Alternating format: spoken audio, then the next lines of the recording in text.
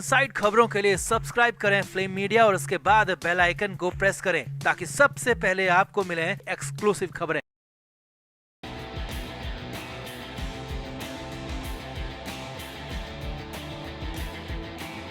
तो जिसका डर था वही हुआ। बड़बोले संजय राउत एक बार फिर से बुरी तरह फंसते दिख रहे हैं। एक बार फिर से पुलिस उनके घर के दरवाजे पर पहुंच गई है। जी हां, मुंबई से बड़ी खबर आ रही है कि संजय राउत से नेपाल मामले में पूछताछ करने के लिए पुलिस उनके घर मैत्री पहुंची है। और इस खबर के बाद से उद्धव ठाकरे के घर में भी हंगामा मचा हुआ है। खुद उद्धव ठाकरे संजय राउत की दिन भर अपडेट तक लेते नजर आए। तो क्या है पूरा मामला, नेपाल मामले में कितना बुरी तरह फंसे संजय राउत, आपको दिखाते हैं सब कुछ। आप भी वीडियो को शेयर करें और अपनी राय कमेंट बॉक्स में जरूर दें।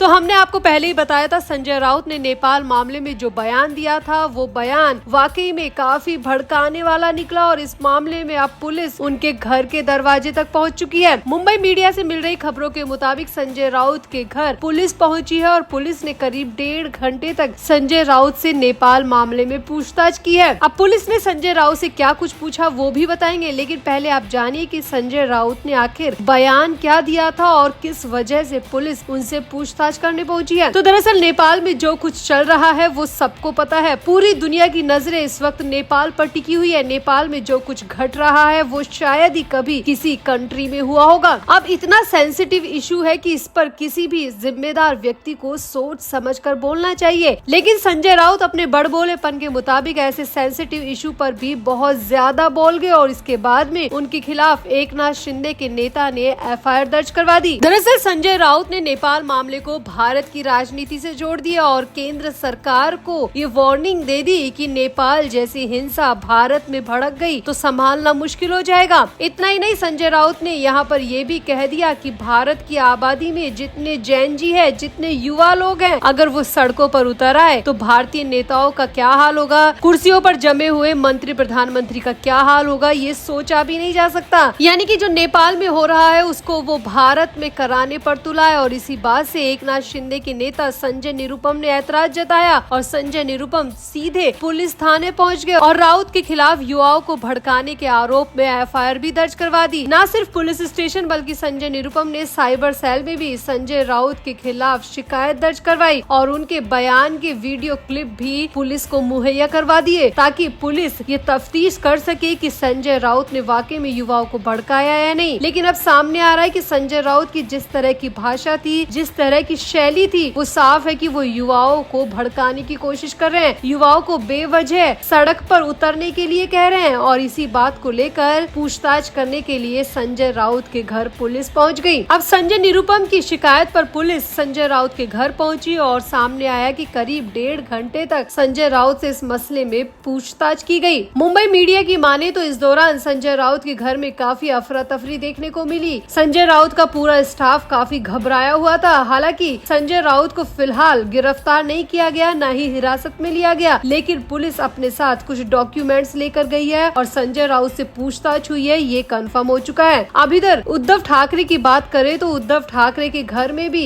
इस खबर से काफी कोहराम मच गया, काफी हंगामा देखने को मिला। खुद उद्धव ठाकरे संजय राउत की दिन भर अपडेट लेते रहे, अपने नेताओं के जरिए संजय राउत की खबर लेते रहे और संजय राउत के घर में क्या कुछ चल रहा है उसको लेकर ठाकरे पूरी अपडेट लेते हुए दिन भर नजर आए। अब मुंबई मीडिया के हवाले से खबरें आ रही है कि वाकई में पुलिस संजय राउत के घर पहुंची, संजय राउत से पूछताछ की गई, संजय राउत के घर से काफी डॉक्यूमेंट्स भी पुलिस अपने साथ लेकर गई है और ये सब कुछ संजय निरुपम की FIR के बाद में हुआ है। तो फिलहाल तो संजय राउत नेपाल मामले में बयान देकर फंस चुके हैं, अपने ही बड़बोलेपन में संजय राउत फंस चुके हैं, या यूँ कहे कि उन्होंने अपने खुद के पैरों पर कुल्हाड़ी मार ली है। तो कोई गुरेज नहीं होगा क्योंकि संजय राउत पहले भी ऐसा कर चुके हैं, लेकिन अपने बयान की वजह से पुलिस के मामले में अब लंबा फंसते दिख रहे हैं। तो आपको क्या लगता है, क्या वाकई में संजय राउत ने युवाओं को भड़काने की कोशिश की या फिर संजय राउत के बयान को काफी बड़ा चढ़ाकर पेश किया जा रहा है? आपको क्या लगता है? आप भी अपनी राय कमेंट बॉक्स में जरूर दें और वीडियो को भी शेयर करें। तो शिवसेना शिंदे गुट के नेता संजय निरुपम ने संजय राउत के खिलाफ एफआईआर दर्ज कराई है और सरकार से जल्द संजय राउत की गिरफ्तारी की मांग की है। साथ ही साथ पुलिस से भी गुजारिश की है कि संजय राउत को तुरंत सलाखों के पीछे डाला जाए। दरअसल संजय निरुपम ने नेपाल में हो रहे प्रदर्शन के बाद भारत में भी ऐसी ही स्थिति पैदा हो सकती है, ऐसा बयान देने वाले संजय राउत के खिलाफ पुलिस में शिकायत दर्ज कराई है और कहा है कि संजय राउत को जल्द से जल्द गिरफ्तार कर लिया जाए। दरअसल संजय राउत ने नेपाल मामले के बाद अपने एक्स हैंडल पर वहां से संबंधित 2 संदेश पोस्ट किए थे। इनमें से एक पोस्ट में उन्होंने लिखा था कि ये घटना किसी भी देश में हो सकती है, सावधान रहिए। इस पोस्ट को उन्होंने बीजेपी के साथ ही वित्त मंत्री निर्मला सीतारमण और प्रधानमंत्री नरेंद्र मोदी को भी टैग किया था। इसके अलावा बाद में मीडिया से बात करते हुए संजय राउत ने खुद खुले शब्दों में कहा था कि नेपाल जैसा असंतोष भारत में भी हो सकता है, कभी भी बड़ा विस्फोट हो सकता है।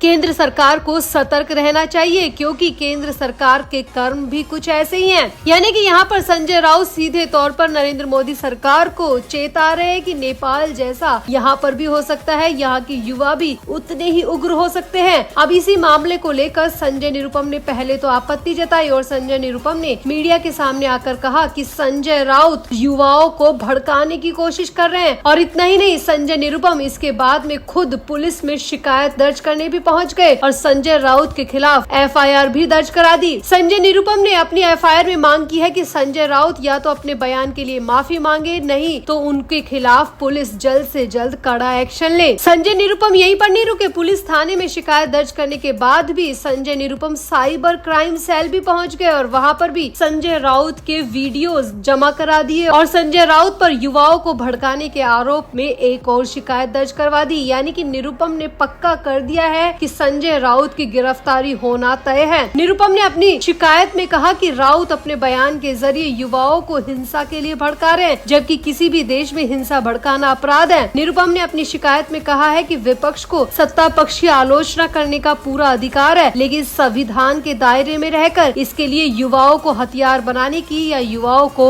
भड़काने की जरूरत नहीं है। और भड़काना भी इस हद तक नहीं होना चाहिए कि पूरे देश को आग में ही घुसा दे, जैसे कि नेपाल में हो रहा है। संजय निरुपम ने कहा कि संजय राउत का काम यही है कि वो छोटी बात को बड़ा करके दिखाते हैं और बड़ी बात को छोटा करके दिखाते हैं। नेपाल में जो कुछ हो रहा है वो छोटा नहीं है, बहुत बड़ा है। पूरी दुनिया को उससे सबक लेना चाहिए, लेकिन वो उस बात को इतना छोटा बना दे रहे हैं और लोगों के कान भरने की कोशिश कर रहे हैं। संजय निरुपम ने कहा कि हमारे देश की मोदी सरकार से युवा बहुत ज्यादा प्रभावित है। युवा कभी भी संजय राउत जैसे लोगों की बातों में नहीं आएंगे, लेकिन अगर 1-2% लोग भी आते हैं तो ये हमारे देश के लिए अच्छा नहीं है। जैसी स्थिति इस वक्त नेपाल में बन रही है, कोई भी देश नहीं चाहेगा कि वहाँ पर ऐसी स्थिति हो। और अगर हमारे देश के राजनेता युवाओं के कान भरेंगे तो ये किसी के लिए भी अच्छा नहीं है। इसीलिए संजय राउत को तुरंत गिरफ्तार करने की मांग संजय निरुपम की तरफ से की गई है। तो आपको क्या लगता है, क्या वाकई में संजय राउत युवाओं को भड़का रहे हैं? नेपाल जैसा भारत में होने की धमकी देकर युवाओं के कान भर रहे हैं? क्या संजय निरुपम ने बिल्कुल ठीक किया? राउत की गिरफ्तारी की मांग कितनी जायज है? आप भी अपनी राय कमेंट बॉक्स में जरूर बताएं और वीडियो को भी शेयर करें।